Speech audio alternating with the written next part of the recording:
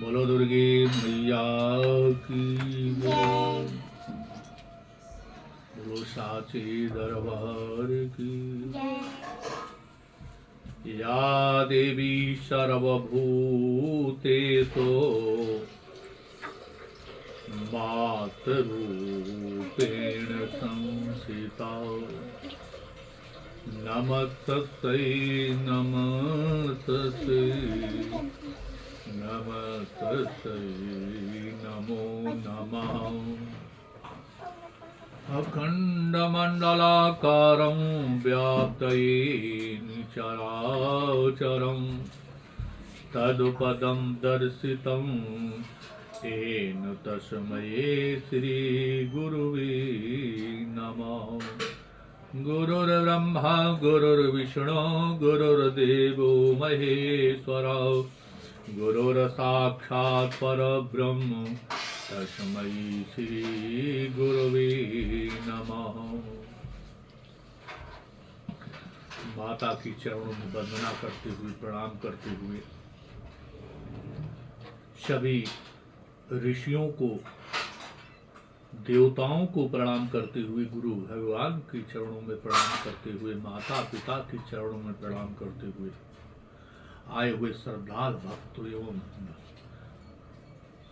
विद्युत जनों को प्रणाम करते हुए, माताओं एवं बहनों को प्रणाम करते हुए, आइए हम भगवत भजन, भगवान का भजन स्मरण करते हुए, इसलिए हमारा अंतःकरण स्वच्छ हो जाए, हमारा मन स्वच्छ हो जाए, इसलिए इस जिह्वा के द्वारा भगवान या कानों के द्वारा भजन जरूर श्रवण करना चाहिए।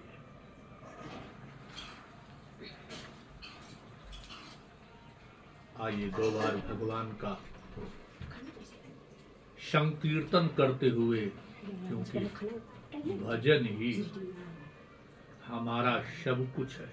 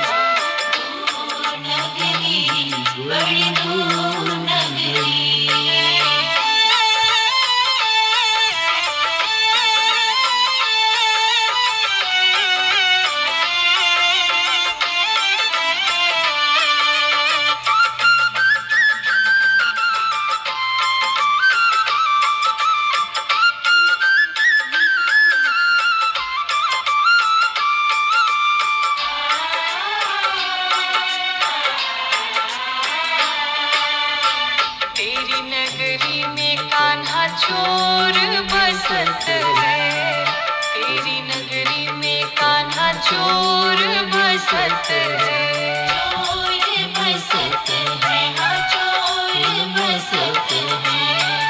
लूट लेवे जी हाय, लूट लेवे जी मोरी नख चुनरी हाँ, और नगरी।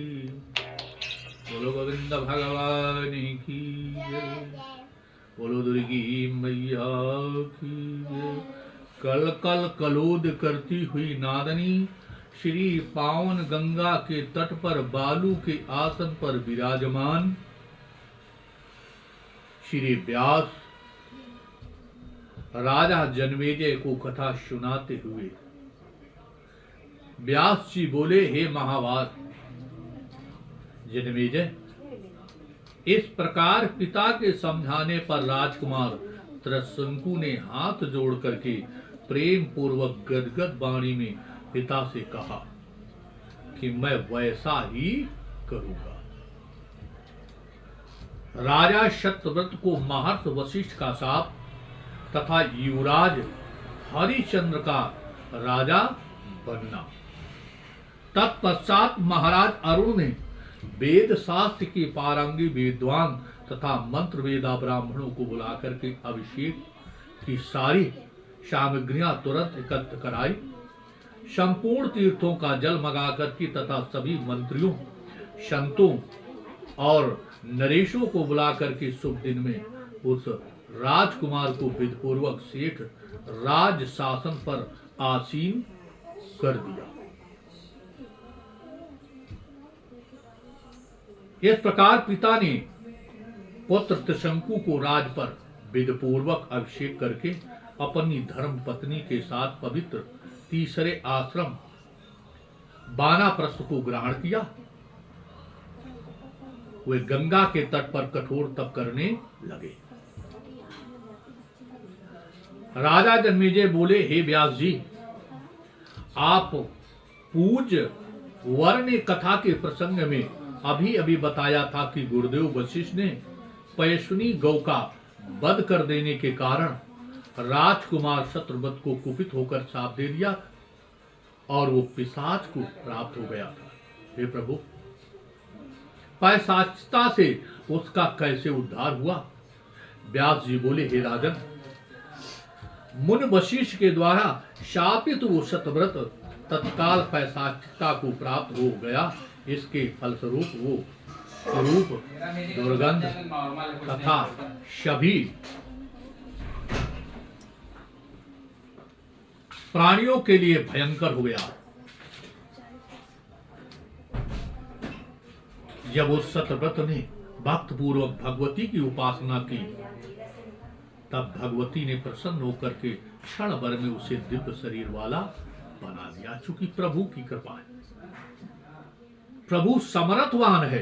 मैं बार बार कहता हूं कि जो सारे संसार का अरिष्ट करने वाला, जिसके सारे संसार अंगुली पर नाचता हो, तो सारे ग्रह हमारे खराब क्या करेंगे? हम उसी को न पकड़ लें। इसलिए सारा सब कुछ ठीक हो जाएगा। जो सारे संसार को ठीक करने वाला, हम उसी को पकड़ लें तो हमारे जितने अरिष्ट ग्रह सब कुछ खराब हैं वो अवश्य ठीक हो जाएंगे। कि चूंकि उसके बिना, सत्ता के बिना पत्ता हिल नहीं सकता है। इसलिए जब इन्होंने भगवती की आराधना की तो भगवती ने सब कुछ ठीक कर दिया। जो जिसका मन हो, एक को पकड़ ले, जिसकी श्रद्धा हो, जिस पर एक को पकड़ ले। पिता के मृत हो जाने पर धर्मात्मा राजा शतव्रत राज पर सम्यक शासन करने लगा। वो अनेक प्रकार के यज्ञों द्वारा देवेश्वरी सनातनी भगवती की उपासना में तत्पर रहने लगा। कुछ समय के बाद राजा त्रिशंकु ने अपने पुत्र हरिश्चंद्र को युवराज बनाकर मानव शरीर से ही स्वर्ग सुख भोगने का निश्चय किया। राजा बोले, हे ब्रह्मा पुत्र, हे महाभाग, हे सर्वमंत्र विशारद, हे तापस, आप प्रसन्न पूर्वक मेरी प्रार्थना सुनने की कृपा कीजिए।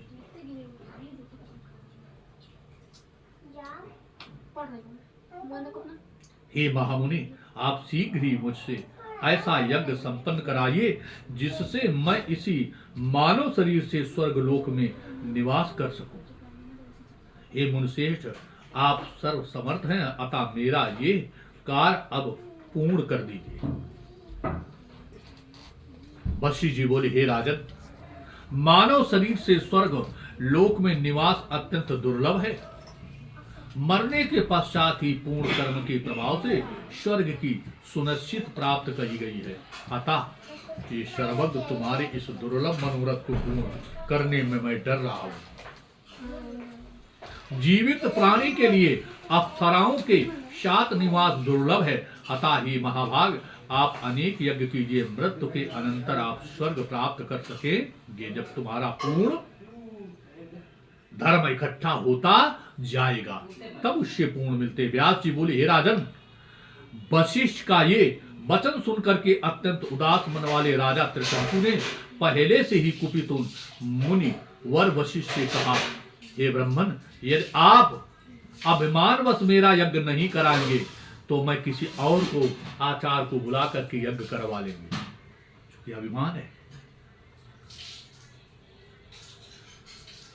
ये सुनते वशिष्ठ क्रोधित होकर राजा को शाप दे दिया।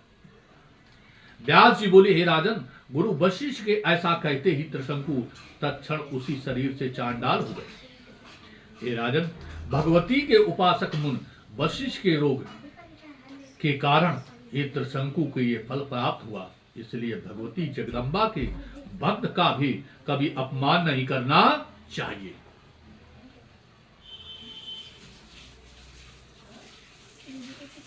ऐसा विचार आते ही उन्होंने पुनः सोचा कि आत्महत्या करने से मुझे निश्चय ही जन्मांतरों में पुनः चांडाल होना पड़ेगा और आत्महत्या दोष के परिणाम स्वरूप मैं शाप से कभी मुक्त नहीं हो सकूंगा। आत्महत्या मरने से क्या श्राप मुचित थोड़ा हो जाएगा? जो हमने पाप किए वो मुचित थोड़ा हो जाएंगे, इसलिए वो तो भोगने पड़ेंगे। कर्म बिना भोगे किसी का क्षय नहीं होता है। चाहे कितनी बार हम मरें, कितनी बार हम जन्म लें, हमें वो कर्म जो हमने किए वो हमें भोगने ही पड़ेंगे।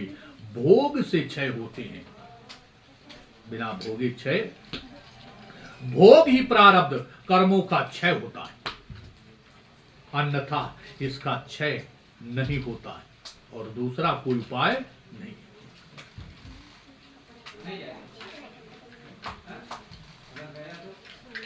व्यास जी बोले, हे जन्मेजय, इनकी बात सुनकर के चांडाल की आकृत वाले राजा त्रिशंकु ने अपने घर चलने का कोई विचार मन में नहीं किया। इस समय राजा ने उनसे कहा, हे सचिवगण, आप लोग नगर को लौट जाइए और हे महाभाग, वहां जाकर के हरिश्चंद्र से मेरे शब्दों में ये दीजिए कि हे पुत्र, मैं नहीं आऊंगा। तुम अनेक विधि यज्ञों के द्वारा ब्राह्मणों का सम्मान करते हुए तथा देवताओं की पूजा करते हुए सदा सावधान होकर के राज्य करो। हे सचिगण, इस प्रकार मंत्रियों सचिगणों को वापस कर दिया। इस प्रकार त्रिशंकु के उपदेश देने पर सभी मंत्री अत्यधिक दुखित होकर के रोने लगे और उन्हें प्रणाम करके वानप्रस्थ आश्रम में जीवन व्यतीत करने उन्हें राजा त्रिशंकु के पास से लौटाए। अयोध्या में आकर के उन मंत्रियों ने शुभ दिन में हरिश्चंद्र के मस्तक पर विधि पूर्वक अभिषेक किया। राजा त्रिशंकु की आज्ञा से मंत्रियों के द्वारा राजाभिषेक होकर तेजस्वी तथा धर्मपारायण हरिश्चंद्र अपने पिता का निरंतर स्मरण करते हुए राज करने लगे। इस प्रकार श्रीमद् भागवत देवी भागवत महापुराण त्रिशंकु के उपाख्यान का वर्णन नामक 12वां अध्याय पूर्णवा। बोलो गोविंद भगवान की जय। बोलो दुर्गे मैया की जय। धर्म की जय हो। अधर्म का नाश हो। प्राणियों में खजाना हो। विश्व का कल्याण हो। गौ माता की जय हो। गंगा मैया की जय हो। यमुना मैया की जय हो। सरस्वती मैया की जय हो। गुरुदेव भगवान की जय हो। माता पिता की जय हो। सभी भक्त जनों की जय हो। हर हर महादेव नमः। पार्वती पते हर हर जय गंगाधरो।